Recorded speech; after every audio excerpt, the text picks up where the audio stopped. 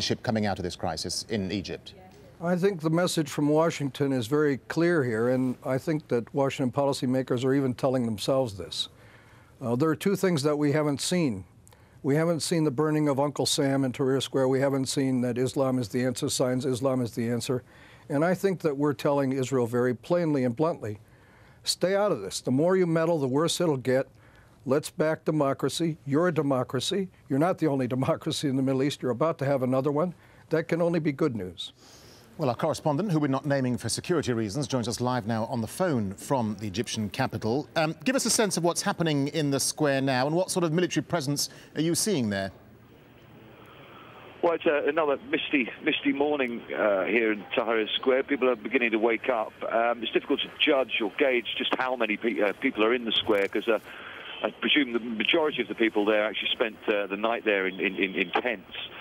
But what's interesting is, we saw a bit of this yesterday, but certainly a lot more of it today, is that in front of what they're calling the front line, protesters have come on the other side of the barricade and made a wall against what we presume is actually the military. There was an incident last night where the military fired warning shots over the heads of the protesters when they tried to section one of the roads that actually joins one of the big intersections and comes off the square close to the museum. And protesters, a couple of protesters we learned were actually taken by military police. And we believe there's still negotiations ongoing to try and free them. And away from Tahrir Square, what's happening in Cairo generally? I mean, are things getting back to normal? I think today certainly is a second day where there's certainly a lot more traffic on the streets. Businesses are trying to open, but we've got to remember that there's a lot of popular public sentiment in Cairo and wider Egypt in respect to what these protesters are trying to achieve. But at the same time, people are trying to get back to live as normal a life as possible. Some of the shopping malls, for example, are still closed because they're afraid of looting. The banks yesterday were only open for, say, 3 or 4 hours. Schools are not back yet because it's on holiday, but it's sceptical as to whether they would be open anyway. Things are certainly moving, but everyone's aware of what's going on. On an international level, how are these comments by President Obama being received by the protesters there in Cairo? I mean, does this have wider implications for the region as well? Well, it's interesting, isn't it? I mean, Obama says Egypt is not going back to what it was, but the protesters tell me he still hasn't come out with any statement that they, in Tahrir or elsewhere in the country, want to hear. You know, we're told why he doesn't do that, because Washington doesn't want, or at least can't be seen to be meddling in other countries' affairs. Obama says that, transition to a more democratic state has to start now. Mubarak knows what he has to do. Muslim Brotherhood is only one faction in Egypt, and some of their views are anti-American. But that cautious approach, no matter the seemingly diplomatic reasons, puts the US at odds with some of the protesters right across Egypt. And they want immediate change. So the feeling among many of them that I've spoken to is that the way the US is handling this crisis is, again, not good for the way America is perceived both here and in general in the wider region. All right, thank you very much. Our correspondent there in Cairo.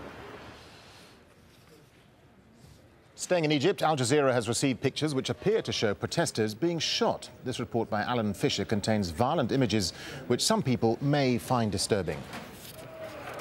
This is central Cairo on Wednesday night. After a day of running battles between pro and anti-Mubarak supporters, the two sides face off again on a bridge near Liberation Square. Gunshots can be clearly heard. Rocks and petrol bombs are thrown.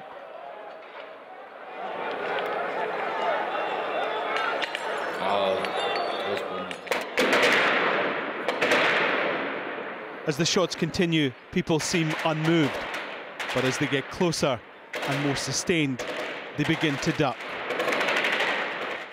The camera finds a man laid out on the ground, his friends trying to lift him. A hand goes up, almost pleading for time for the shooting to stop. But more shots ring out,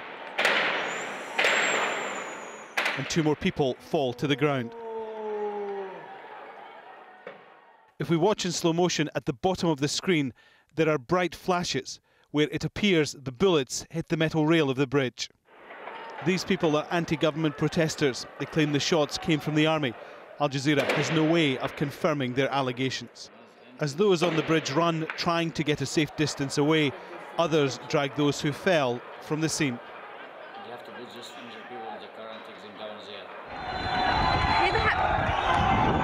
This video has now emerged on YouTube. It's dated 28th of January, when there were protests in Alexandria. As this man approaches what appears to be police, a single shot is fired.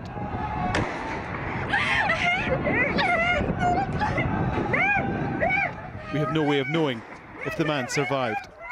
The Egyptian authorities say 11 people have been killed in the unrest across the country. The United Nations says it's more than 300. Alan Fisher, Al Jazeera. Well, you're watching Al Jazeera. We'll keep bringing you all the latest developments from Egypt, including the protests may be costing the country billions of dollars. But how are wealthier Egyptians coping? We'll find out.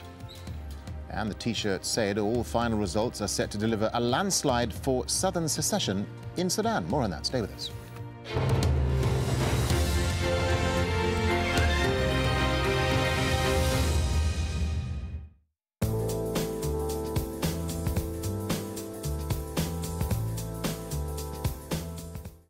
Hello again. It's still very wintry for many of us in North America at the moment. We've got one system that's working its way away from this eastern coast up into the eastern parts of Canada. And behind that, we've got more wintry weather digging down across this central belt. Now, this one will gradually work its way towards the east as we head through Monday. But behind it, it's still going to stay very cold. So Dallas getting to around 8 degrees. But I think for Monday, it should be dry. There's that snow, rain, and gradually it's working its way down into the southeast corner, and that's where we've already got some wet weather. So for Florida and across Georgia, it certainly is looking pretty stormy. Now, some of that front is also tailing its way into the eastern parts of Mexico as well, so we can expect some rain here. But away from that, it's largely fine and dry. I think for Cuba and across towards Haiti, we should get away with a dry one. Up towards Europe and in the south, the weather's glorious at the moment and the temperatures are sneaking a little bit higher as well. Madrid there's getting to 16 degrees, that's 61 in Fahrenheit. And for Rome, we should get to around 17. Further north, though, it's still more unsettled here. The winds are still quite brisk, dragging in a lot of clouds. The heaviest of the rain, though, that should have cleared away from the UK as we head through Monday. Down towards the southeast, though, for Ankara, it's cold at night.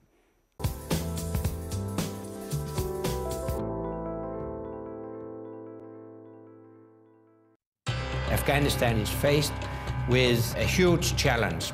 Relations have gone really sour between us and our allies. We have inflicted considerable damage on the enemy. The people who make international headlines. Ultimately, the truth will out. They want to stop this publication of information that embarrasses them. Make time for Sir David Frost. Frost over the world. On Al Jazeera.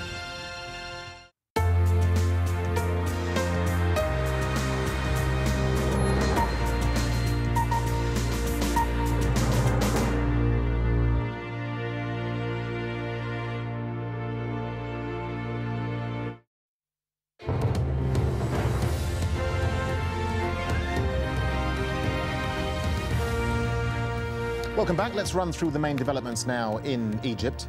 Pro-democracy protests have entered a 14th day. Demonstrators have been camping out in Cairo's Liberation Square. We're getting reports that security forces are trying to squeeze the protesters into a smaller area. Members of Egypt's outlawed opposition party are among the pro-democracy group that met the Vice President Omar Suleiman on Sunday. They're the first talk since the crisis began, but the Muslim Brotherhood has told Al Jazeera it doesn't trust the government to bring in promised reforms.